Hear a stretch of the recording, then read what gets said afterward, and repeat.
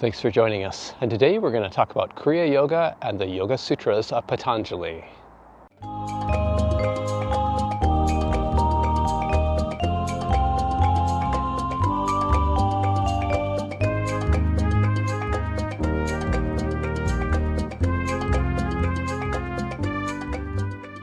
So in Kriya Yoga, we often reference the Yoga Sutras of Patanjali.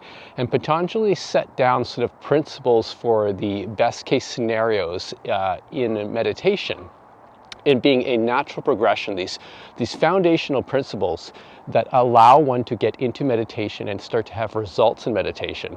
And so you may be familiar with Patanjali's Yoga Sutras. Basically, they talk about these sort of 8 steps on the Ashtanga wheel, if you will. And that begins with yama and niyama, which is sort of the moral do's and don'ts. It's common to all sort of religions and spiritual paths, and basically sort of moral principles for living. So those are the first 2, and then Patanjali moves to something called asana, right? Which asana means posture or pose, and really the idea of that pose being an appropriate pose that is comfortable for meditation. And then the next step after that is pranayama, right? Pranayama means life force control or restraint. It's the use of certain meditation techniques that help to circulate the life energy in a particular way, which leads to the next part, the next phase, which is pratyahara. One is going within, it is having an experience of internalization, right? The pratyahara, the internalization, being the direct result of the pranayama, right? The life force control. So the idea that the life force control will lead to internalization pratyahara, right? This is an essential component of Patanjali's Yoga Sutras. Once one gets this internalization happening, then one gets drawn into a meditative state, a state that is called dharana, which means concentration, right? This sort of internalized concentration. In Kriya Yoga, it might be an internalized void. But in Kriya Yoga, you get drawn within and you have this internal concentration. From that, the next stage is dhyana, right? Which means absorption. One becomes absorbed in whatever experiences are coming up in one's meditation, right? And when one becomes fully absorbed and becomes one with which one is absorbed, one experiences samadhi, right? This oneness, if you will. So Patanjali's Yoga Sutras are these foundational principles on which meditation is based. And so we know in the Kriya Yoga that Lahiri Baba taught, it follows very closely those principles of Patanjali in leading into states of samadhi. So Lahiri Baba gave sort of general guidance for people to continue to follow their own religions, their own moral tenets, right? To ensure that they're upstanding citizens, in their community, that they are a good family, they're good with their family, if they're monastics, that they're following living in a harmonious relationship with others and all of those kind of things, right? And then in Kriya Yoga, this talk about asana, right? So things like Mahamudra, which is preparatory to sitting in meditation for doing Kriya Pranayama, etc. Sitting in a comfortable position, being prepared, and then doing pranayama, right? In the Kriya Yoga case, in particular, the Kriya Pranayama, right? Which then has an effect on the body, right? On the mind. And we know that Kriya Pranayama has, if we look at it from the perspective of neuroscience and seeing the effect on the body, right? We know that Kriya Yoga has this effect on the parasympathetic nervous system, right? Which is sort of the brake in our nervous system, which helps to bring us into an internalized state. So having an extended breath, a slower breath, and bringing the breath below a certain threshold, which we know 7 breaths per minute, helps to create this situation of heart rate variability, where our heart rate is variable with our breath and eventually starts to calm down, to slow down, right? So we know that stimulating the dorsal vagal complex, which is this nerve that runs along the anterior part of our spine, that has an effect on the medulla oblongata in the brainstem to basically slow down the heart rate. And by slowing down the heart rate, you get into this internalized state. It leads right to pratyahara, right? So Kriya Yoga is very effective. It follows Patanjali's Yoga Sutras very exactly in this aspect. Pranayama giving rise to pratyahara, right? Life force control or intentional breathing giving rise to internalization, right?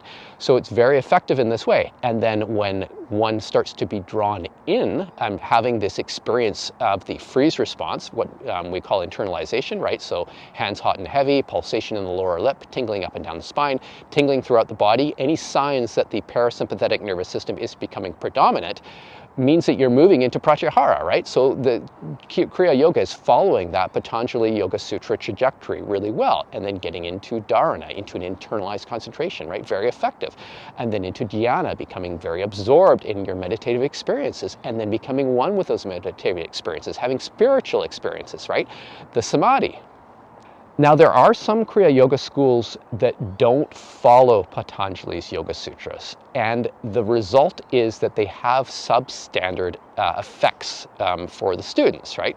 And in particular, we know that Yogananda did a bit of swapping around with Kriya Yoga and moving things around and incorporating other techniques, which is fine.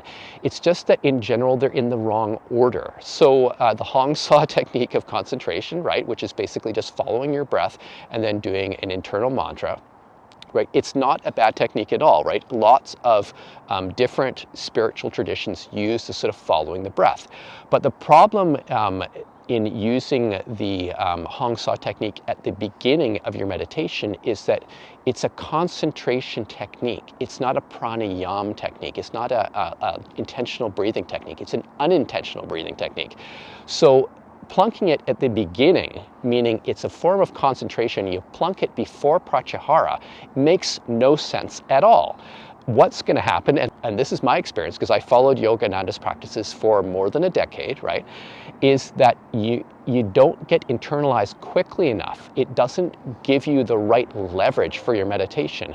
And then you don't get all the other benefits that you would get from Kriya Yoga if you'd just been following Patanjali's Yoga Sutra design from the beginning, the way that Lahiri Baba intended, right? So people who sit down and do Hong Sa first, and then they do something else, right? They're going to do like the Om technique of meditation or whatever. They're basically disturbing the proper trajectory in meditation, right? You want the thing that's going to give you the biggest leverage to get into meditation initially, to get into internalization, is an intentional breathing that brings your breath below, as I said, that 7 breaths per minute threshold. And it has an effect on you, and you start to get signs of pratyahara. If you do something else to disturb that, you're negatively affecting the rest of your meditation. And which is why that people who follow that sort of self-realization fellowship sort of practice, right, of doing the energization exercises and the 20-20-20 breathing, and then they sit down and they do Hong Sa, and then maybe they will sing a devotional chant, right? And then they do the Om technique of meditation, and then eventually, after a while, maybe an hour, they'll actually do Kriya Pranayama, which is what you want to start with at the beginning. So if you're doing a Kriya Yoga practice where you're departing from Patanjali's Yoga Sutras, fundamentals, right? You're moving things out of order.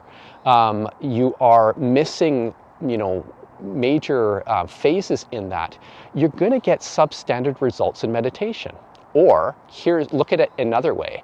If you have a meditation practice and you follow all the principles of Patanjali in that, you are going to get the most leverage in your meditation. Your meditation is going to be most effective most quickly, right? Just by following that.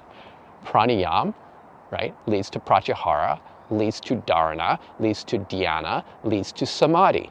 That's where we need to go in meditation, in Kriya Yoga in particular, right? If we follow that trajectory and we're doing practices that are in alignment with that trajectory, we will get into meditation quickly. Kriya Pranayama will give you pratyahara. You will get into pratyahara. And if you do it correctly, it can be 5 minutes or less, right? You'll start to feel signs of the freeze response. And you're like, wow, something's happening. My meditation is working. All you need to do is continue in that trajectory, right? So that's what we want to do in Kriya Yoga, is to make sure that what we're doing is in alignment with Patanjali's Yoga Sutras, because then we will get results, right?